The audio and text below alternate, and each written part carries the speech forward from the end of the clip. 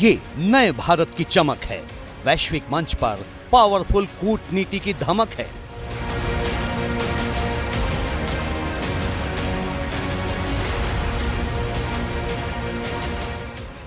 दिल्ली के दिल में डिप्लोमेसी का ये वो अंदाज है जिसके आगे पूरी दुनिया नतमस्तक है।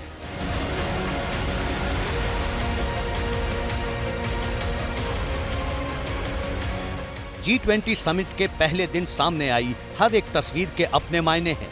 वो तस्वीरें जो सदस्य देशों के नेताओं के भारत मंडपम में कदम रखने के दौरान सामने आई, या फिर वो तस्वीरें जो समिट के बीच में दिखाई दी।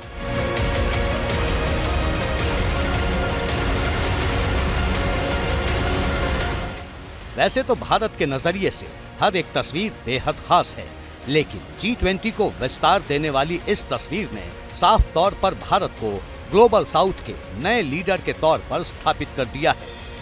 सबका साथ की भावना से ही भारत ने प्रस्ताव रखा था कि अफ्रीकन यूनियन को G20 की स्थायी सदस्यता दी जाए। आप सबकी सहमति से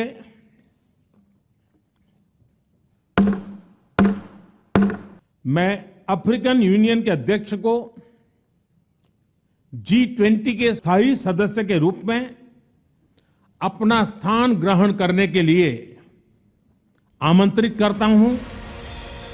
यानी अब G20 की पहचान G21 के रूप में होगी। यहां समझने वाली बात यह है कि इससे पहले अफ्रीकन यूनियन ने 7 बार G20 का हिस्सा बनने के लिए अप्लाई किया, लेकिन कभी सफलता नहीं मिली। इस बार खुद पीएम मोदी ने अफ्रीकन यूनियन को G20 का हिस्सा बनाने का प्रस्ताव रखा था, जिसे सभी देशों ने मान लिया।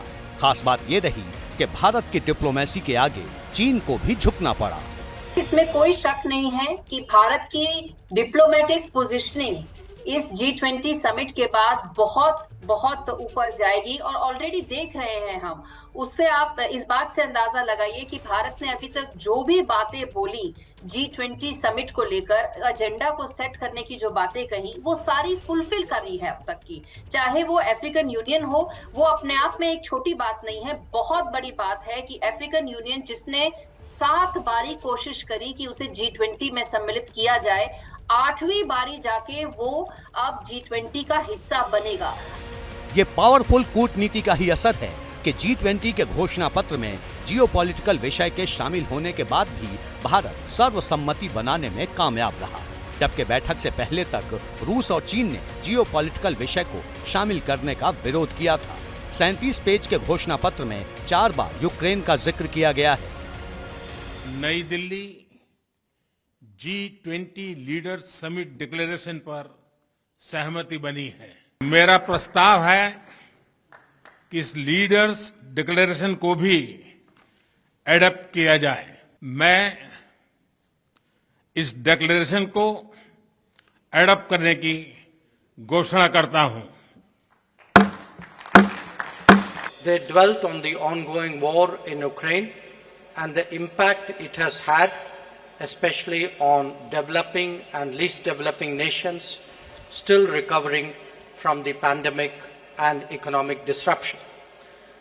The 3 F's, food, fuel and fertilizers, were issues of special concern. खास बात यह भी है कि जिस घोषणा पत्र को लेकर समिट से पहले तक संदेह बना हुआ था, वो समिट के पहले दिन ही पास हो गया। G20 समिट के पहले दिन पहले सेशन में वन अर्थ, जबकि दूसरे सेशन में वन फैमिली के एजेंडे पर चर्चा हुई। इस दौरान प्रधानमंत्री नरेंद्र मोदी ने किसी देश या फिर उसकी रणनीति की चर्चा नहीं की, लेकिन एक लाइन में ये समझा दिया कि अगर विश्व के सामने खड़ी चुनौतियों से निपटना है तो भारत के मूल मंत्र वसुधैव कुटुंबकम की नीति पर आगे बढ़ना होगा। इस ग्लोबल ट्रस्ट डेफिसिट को एक विश्वास, एक भरोसे में बदले, यह हम सभी के साथ मिलकर चलने का समय है। और इसलिए सबका साथ, सबका विकास, सबका विश्वास, सबका प्रयास का मंत्र हम सभी के लिए एक पथ प्रदर्शक बन सकता है। G20 समिट के पहले सेशन में प्रधानमंत्री नरेंद्र मोदी ने वन सन, वन वर्ल्ड, वन ग्रिड पर जोर दिया। पीएम मोदी ने G20 के सदस्य देशों को सुझाव दिया कि आने वाले वक्त में फ्यूल ब्लेंडिंग के क्षेत्र में मिलकर काम करना होगा। पीएम मोदी ने पेट्रोल में 20% तक एथेनॉल मिलाने का सुझाव दिया, जिस पर अमेरिका और ब्रिटेन समेत कई देश सहमत नजर आए।